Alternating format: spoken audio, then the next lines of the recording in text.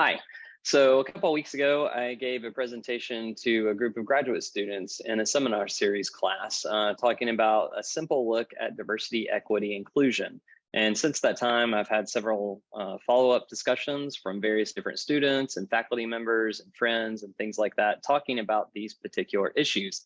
So I thought it'd be worthwhile to post a follow-up video talking about some of those issues and how they relate to the previous presentation. So if you haven't seen that one, I would encourage you to check out the video. I'm planning on posting both of them. So if you can check out the link below and go back and see that previous presentation, I think that'll be a good prerequisite material for having these more maybe pointed discussions, talking about some specific responses to some questions that I've had. So again, I'm Chad Duty. I'm a mechanical engineering professor here at the University of Tennessee, and I'm also serving as co-director for diversity, equity, and inclusion for our department, which was what initiated some of these discussions. So I hope you enjoy it. The questions that I've been getting based on that previous talk that I gave was, how do these type of topics relate to our approach to diversity and various DEI policies? And as I look around at various different institutions, we have various different missions and commitment statements that all basically focus around the concept of we need to increase diversity. And that's true not only here at the University of Tennessee, but if you look at various different companies around, they have various different versions of this same thing, that we need to increase diversity. And some of the people that I've been talking to have been asking a very important question, a very simple question: why? Why do we need to increase diversity? And this seems to come across to some people almost offensive in some way. Why would you even question that? It's almost like a universal truth that we just need to increase diversity. And it's taken that way sometimes, but I would like to encourage us that this is not only a really good question as we're trying to approach diversity, equity, and inclusion in a really positive and impactful way.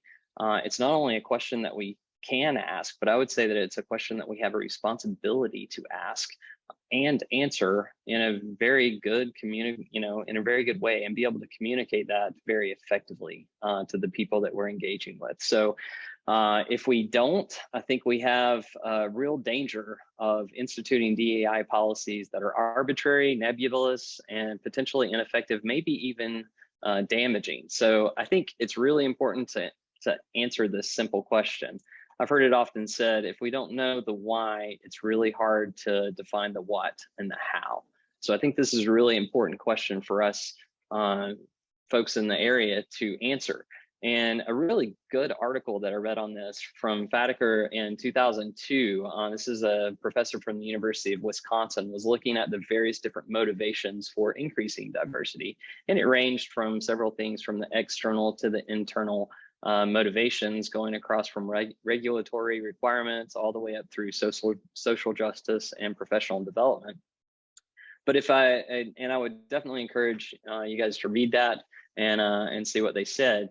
If I boil it down, it seems to focus in two specific areas, one of which is merit-based, in terms of more diversity is going to make us better. And then the other side, or the other motivation for this, is often in the moral realm, where we say a certain subgroup is underrepresented, and therefore we need to fix that because that's unfair.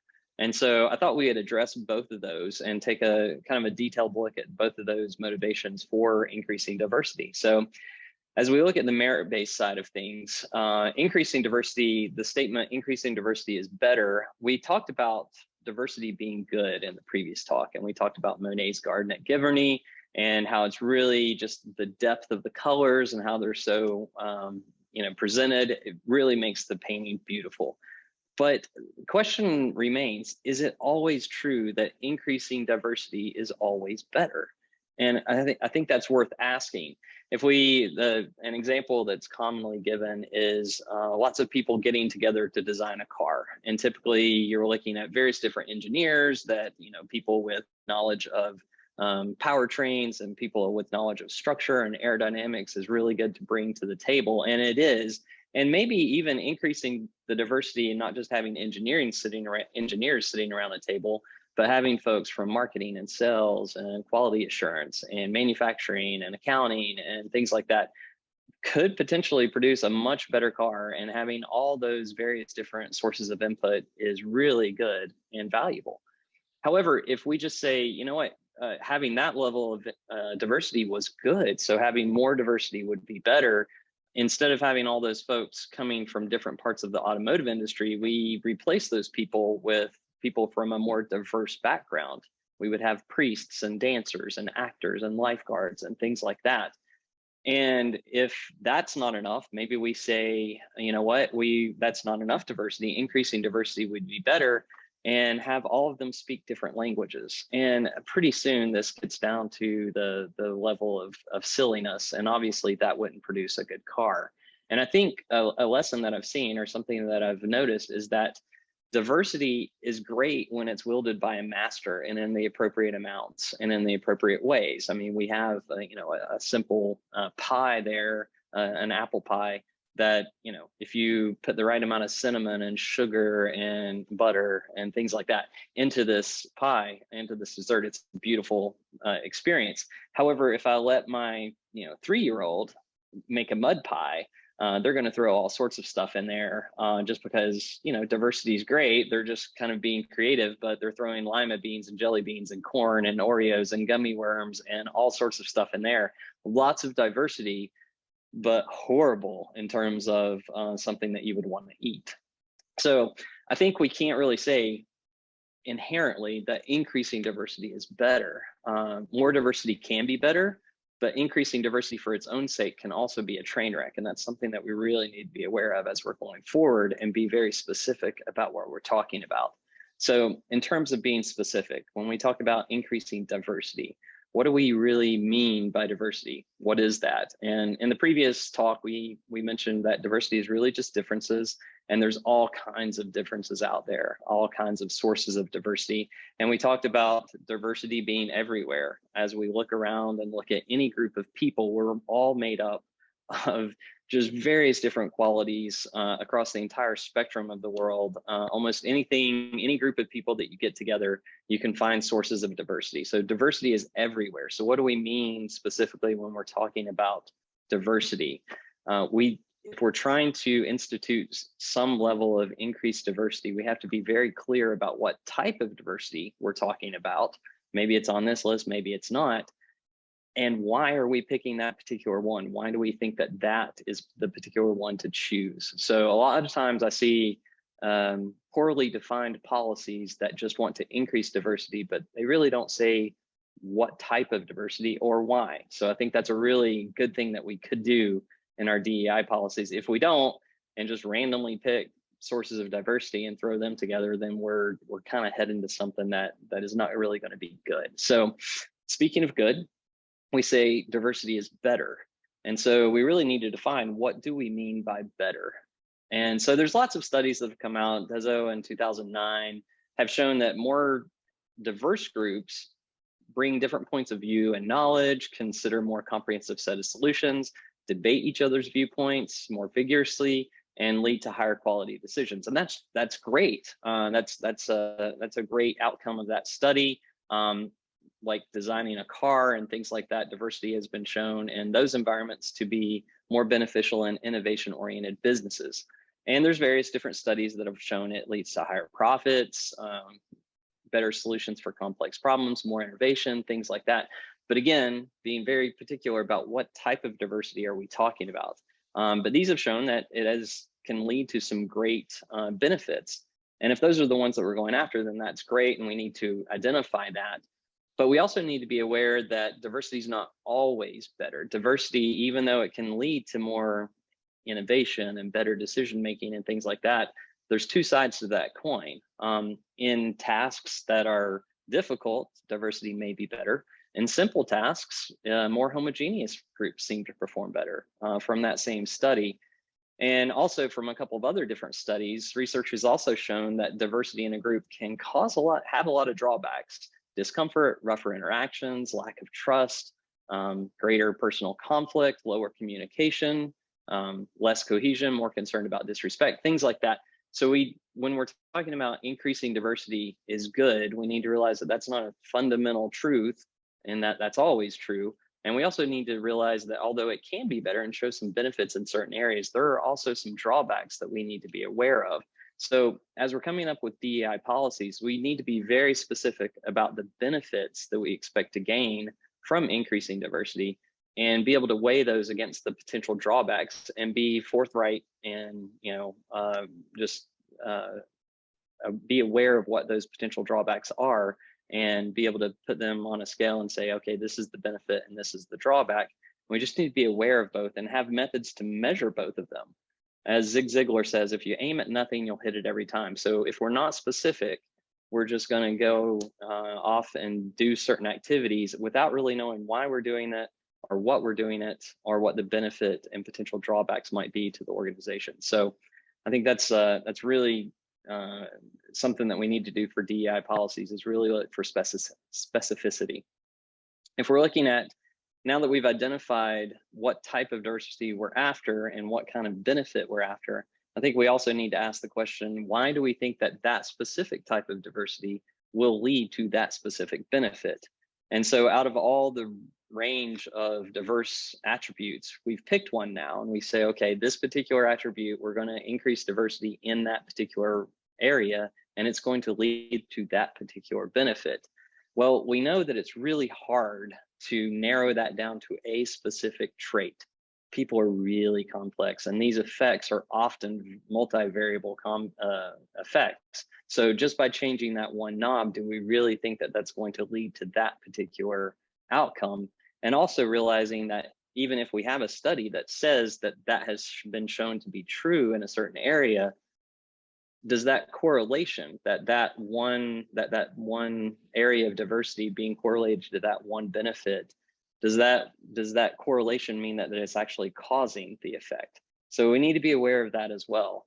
Also, a lot of those areas of diversity, we're not allowed to select and manipulate those because of all the equal opportunity legislation, and I covered that in the last talk. So we also need to be aware that most of the benefits that are published in these studies, a lot of them result from diversity of thought, which is a lot harder to kind of quantify and define very precisely. So we need to be very careful when we're talking about how that particular diversity attribute is attributed to that particular benefit and weigh those out. For example, if we had a study in the world of banking that said a certain effect, for example, banks with a higher percentage of whatever subgroup, left-handed people, I don't know, on their leadership team earn higher profits. If we had that as a source that we could show that that was correlated, now again, not caused potentially, but that banks with a higher percentage of those on their leadership team correlated to higher benefits, we would potentially draw from that the fundamental conclusion that more diversity must be better. And from that, we might say, okay, we're working in academia where we're going to say that students perform better with more of those particular subtype of professors. And then even more precisely in the field of engineering, which is, subset of academia, engineering students perform better with certain subset of professors. And the question is, how do we know that? And we've already talked that you can't take that particular source of that particular correlation and make the foundational assumption that more diversity is always better. We've seen that that's just not true. So the question of that effect in that particular field of banking correlating to academia, or even more precisely, or more specifically, the field of engineering, is kind of suspect. And as engineering professors, we have students all the time bringing thesis proposals to us. And if this were the hypothesis of the thesis proposal, we're always asking, why do you think that that would be true? Show us some fundamental laws, or show us some, physical understanding of the universe that would indicate that that would be true. And if this were brought before us of an effect or a correlation in one far-reaching field, to be able to draw those correlations out into other areas of application would be suspicious. And so we would probably reject that thesis proposal based on poor evidence. So we really need to look at, as we're talking about DEI policies, if we're making policies that affect large portions of our society and workforce, they should be based on solid evidence that the specific intended benefits are at least highly correlated to the specific type of diversity we're seeking to increase in that specific field of use. And I know all three of those are really hard to get in the social sciences, but I think we need to do our best to get as close to that as we possibly can, because otherwise we're running a very large and expensive experiment based on a theory that isn't really well underpinned by solid evidence. So we need to do the best that we possibly can to get that level of understanding before going forth and enacting policies based on these particular things. So we really owe it to the society to be able to do that. And so we need to make every effort possible that we can. So on the merit-based side of things, when we're talking about more diversity will make us better, we've talked about that's not always fundamentally true. And as we go to increasing diversity, we need to be very specific about what diversity and what benefit, and be very data driven in our approach to that, or at least as much as we possibly can be to be searching for that. So that's on the merit-based side of things. If we look at the moral-based arguments that saying that certain subgroups are underrepresented and that's unfair, we really need to start talking about what do we mean by underrepresented? What does underrepresented mean? And I think generally what we're talking about, if we're looking at the field of engineering and academia, we would take a look at the distribution of our engineering students that are graduating and compare that against a reference population, which is typically like the US population overall. And we would look at those two numbers and compare, for instance, the orange group and say, okay, the orange group is underrepresented and that's unfair. And we would look, but if we looked similarly at the green group, would we say, okay, is the green group underrepresented? The numbers are off by a little bit, 33 versus 24%, but what's the acceptable variance in underrepresented? We need to know, we need to be as specific as we possibly can about what underrepresented means. Is it within 1%? Is it within 5%? Is it within 10%? We really kind of need to not only define these things, but have really good reasons for why we're picking what that variance, what that allowable variance is. And then we also need to be very clear about what's the goal. Is the goal to get to 33%, or is it the goal to get to 27%? And that's very tightly related to the acceptable variance. And if we're really looking at a benefit based, and I know we're in the moral area right now, but if we're looking at a benefit based approach to this, what ratio maximizes the benefit? Is it really saying 33, 33, and 33, or is it something else? For example, I really like cookies. I just really do. And then my wife adds some salt to the batter when she's making chocolate chip cookies, which I didn't really like, at least fundamentally at the beginning. But as I've tasted them, I really like a little touch of salt in chocolate chip cookies. It really adds a lot to the depth of the flavor. But if I were to say, you know what, I'm going to add just as much salt as I add sugar, those cookies are going to be horrid. And so we can't just say we need to match a certain number. If we're going after a benefits base, we need to say what benefit maximizes that potential and go after that as the goal. But if we're not focused on the benefit, but we just want equal representation, we still need to be very specific about which population we're trying to match and why. For example, we talked earlier about the engineering students versus the US population. But if we're the University of Tennessee, is the US population the population that we should really be trying to match? Should we say, you know what, we're getting our students from the Tennessee population? And potentially, I don't even know what trait this is, but potentially the traits could be dispersed like this, to where 33% of the orange folks are in the US population. But if you drop down to the Tennessee population, there's not quite as many folks in the orange category, maybe it's just 12. So would orange still be underrepresented? Would there 5% difference? And again, that variance makes a difference.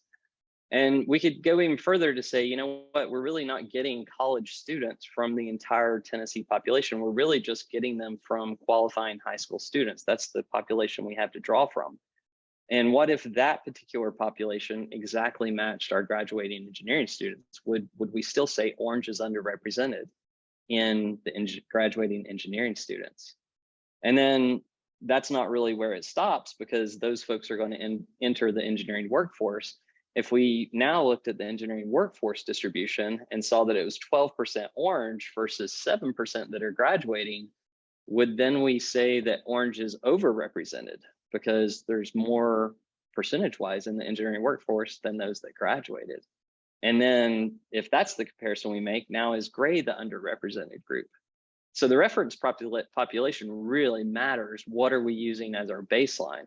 And some folks may say, well, you can't just follow the pipeline because you're modeling, or you're looking at the leaky pipeline as you go through. What you really need to do is go back to the overall US population and make the comparison there.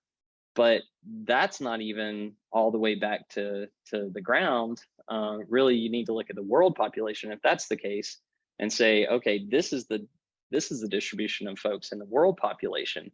And if we look at that now and say 5% of the world is orange versus 12% in the engineering workforce, or 7% in engineering graduating students, now would we say that orange is overrepresented? And so, you would also look at the world population and say, well, there's 25% of purple and blue, and those aren't anywhere reflected in any of the US populations. And that may be reason to say, well, that's why we don't compare to the world population, because as US based schools, we have no access to those people. So how could we be expected to represent them equally in our academic circles? And if that's a valid argument, then you would say the same thing is happening to the engineering workforce, that we just don't have access to that population of the orange group. So I say all this and point this out, not to overly complicate things, but to point out that it is complex. So if we're going to define underrepresentation as a potential problem, we really need to be very careful and specific about which population we're referring back to as the ideal distribution, and why is that the ideal distribution. So this is really important as we're moving forward with successful DEI policies, is to be very specific and with purpose, right? But this does create a problem if we're trying to match populations. For example, if we look at the US populations and compare that to student employees, and if those are the only two things that we're looking at, and we have someone apply for a job that is, under the Equal Opportunity Acts and things like that, this is a criteria we could consider. If we have this orange person, or the person in the orange category, I guess I should say, if we have this person in the orange category applying for a job and we're trying to match populations, it's a pretty easy decision. This is not a challenging problem at all. We would say, sure, hire that person because they're in that population. Okay, and if that's the only thing we're basing it on, that's easy. But the problem is that's only one particular topic area of diversity. That's only one particular thing that we're looking at, or trait. There's lots of other traits that we could look at. And that particular person may be overrepresented in one of those categories, underrepresented in another, and it could bounce all over the place. So if we were looking at any specific diversity category, we would say to hire that person. But if we were looking at a different diversity category, we would say no. So that's not only just a challenging problem for matching populations, it's an unsolvable problem, because if you're trying to match populations with an infinite number of variables, there's an infinite number of solutions, and it means that there's no solution. So if we simplify and we say, well, no, we can't look at everything, we're just going to look at a few things, that does make the problem simpler, but it also, a few issues remain. We need to have very good reasons for down selecting to those specific categories. If you're only going to pick a couple of things off that list, why are those the most important, right? Why are those the ones that we're looking at the expense of all the other ones? Because in that case, diversity is not really what we're after, because we're ignoring a lot of categories of diversity. So we have to be very specific about which categories we're going to focus on for diversity and why we're focusing on those categories. If we're making these selections not on a merit basis, but on a moral basis, then we need to evaluate what the potential negative impact is of this approach. And in the previous talk, we talked about how that you're missing out on a good portion of the talent in your population. So there's going to be ramifications to that. So that's we need to be very specific when we're talking about underrepresentation, to be very clear about the populations we're going after as the ideal and why we pick those particular traits. So if we focus now on the other side of that and say underrepresentation is unfair, that's really what we covered in our previous talk. And we looked at various different populations, engineering success potential, and we said it's really those differences in those populations, if we're coming up with valid evaluation criteria, that's leading to those differences in the engineering population, for example. So the question we asked in that was, does an imbalance mean that there's actually an unfair institutional barrier? And the answer we had was, well, maybe, maybe not. We really need to look at the barriers to see if they're fair or unfair. And a couple of examples we gave where there really were fair barriers was the prison population, and looked at the difference between men and women in terms of their aggressive nature, and saw that men are much more aggressive in general in terms of direct physical and verbal aggression than women. Based on that one trait, and it's only one trait, but based on that one trait, it's really not that surprising that that women are underrepresented in the prison population. We also looked at a maybe more silly, but potentially more obvious approach, that there's a reason why older people are not on the football team. They're slower, they're weaker, they're more fragile. And even though they're underrepresented, it doesn't mean that it's unfair. They probably shouldn't be out there because they don't perform as well and they're at a risk for themselves. So following on that, what we concluded from the previous presentation was that the difference in population is a good place to look for unfair barriers, but it's not in and of itself evidence that an injustice has occurred. So when we're looking at this for DEI policies, we really need to focus, I think, on removing the unfair barriers rather than balancing those populations that are there. So again, as we look at the moral-based argument, underrepresentation doesn't necessarily equal injustice. It's not definitive. That's why we need to look for and remove those unfair barriers where they exist. And so if we're kind of oversimplifying these to say, on the merit-based side of things, diversity is beneficial, and on the moral-based side of things, we say that we really should have equal representation. If you step back and look at that, it seems like the concept of diversity-based benefits actually runs a little counter to the idea of equal representation. And what I mean by this is, when we're looking back at the cookie example, and I know it's a bit of a silly example, but in the cookie example, there are diversity-based benefits. It's because salt is different that it makes the cookie better, but it has to be used sparingly. You can't match sugar and salt and just match their populations and expect it to be good. If the salt were no different, if there wasn't diversity, we could throw in as much salt as we want, but there wouldn't be a benefit because salt isn't any different. And if we look at that in terms of populations, we take a reference population and we measure the diversity in that population. We say, you know what, when we measure that population, we see that there is diversity. So if there are groups that are diverse in relevant and meaningful ways, relevant to the target population, then it's only logical that those diverse groups would pursue and succeed in different activities and different measures. And this would naturally logically lead to a population difference. That makes sense. That's what we were talking about with older people on the football team. Older people are slower and weaker. There is true and relevant differences in those age populations. Therefore, we would logically expect that older people don't play college football very often. Now, the nice thing about this is that if on the outside of things, downstream from this, we want to increase a benefit, for example, with the cookies, we want to say, you know what, I need more salt. So you might go to the cupboard and look at your various different population groups and find out maybe which group is, higher in saltiness, right? And in this example, maybe the green group is more salty. So you would adjust your population with the intent of changing that outcome, increasing that benefit to add more green to the population distribution and thus have increased benefits at the end.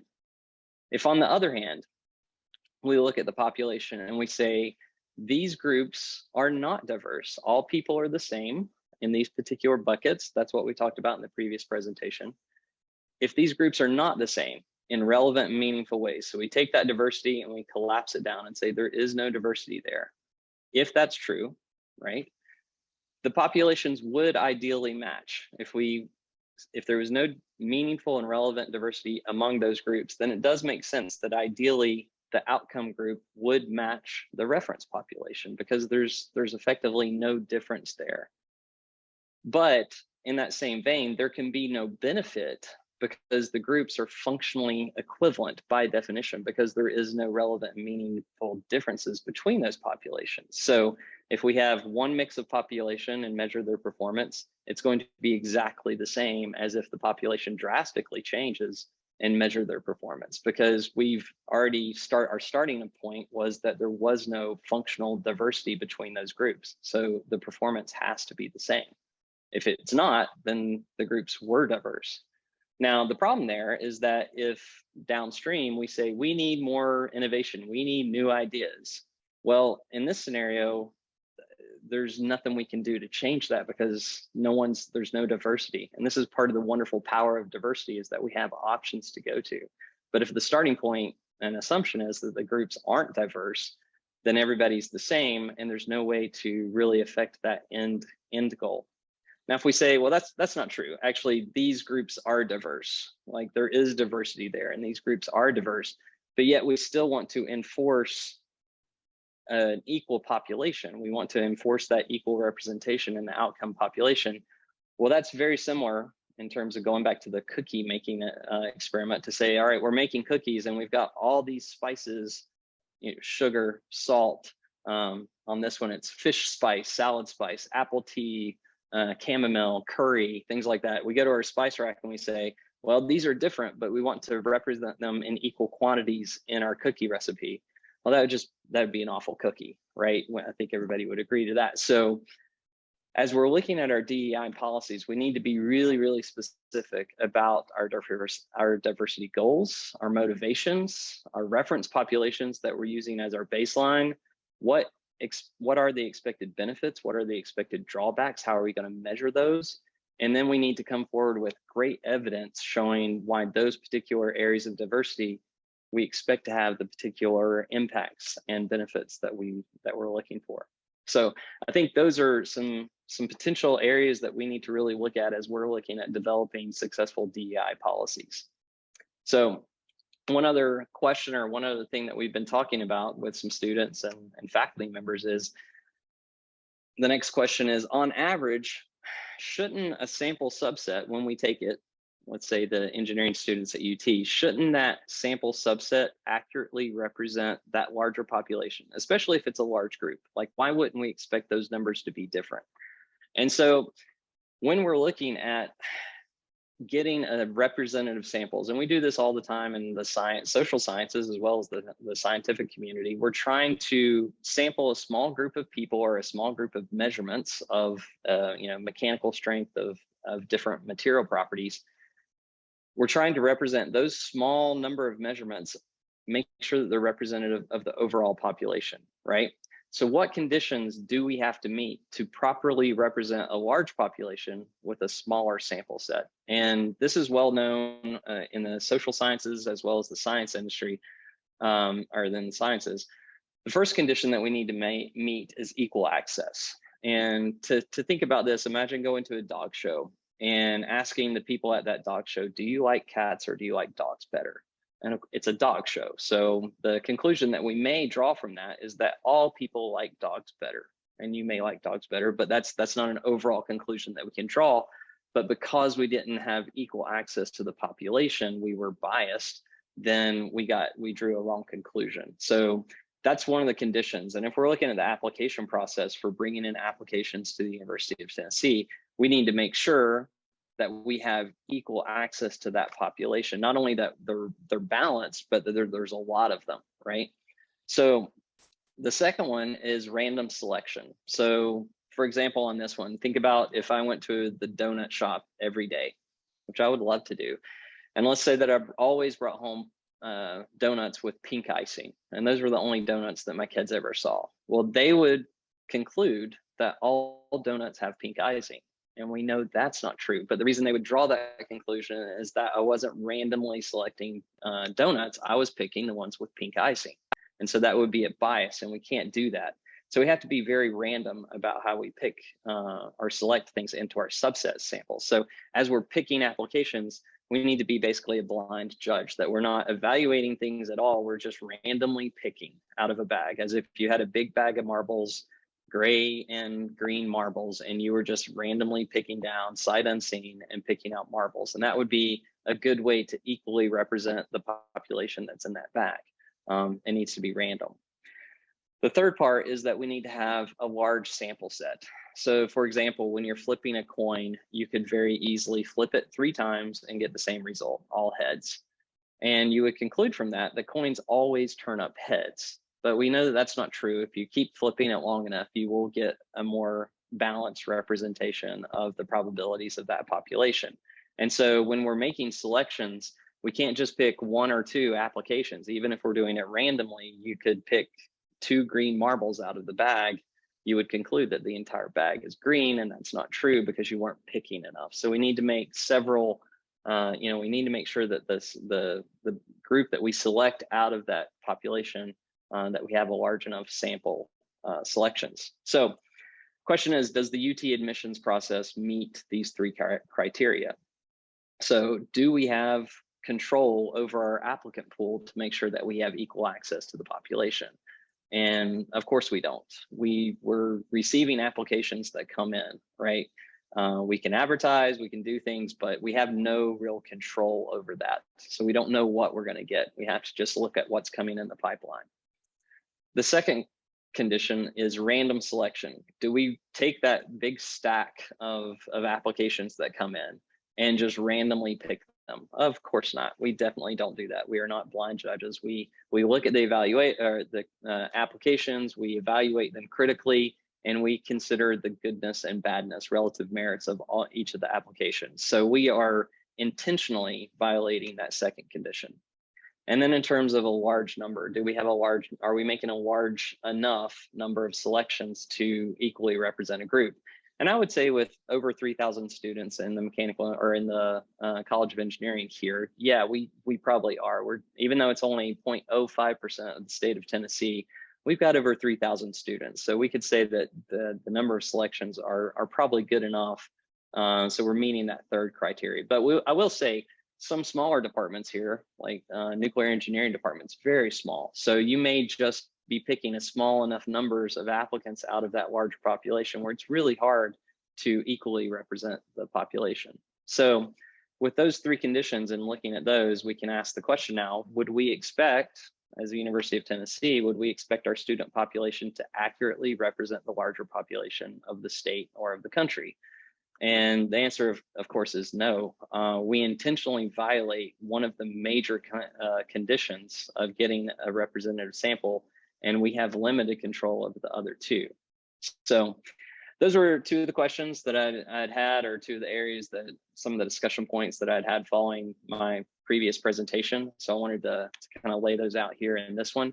And I appreciate your time, and hopefully this can lead us toward better DEI policies and better understanding of matching populations and being very specific about the types of diversity that we're after and why.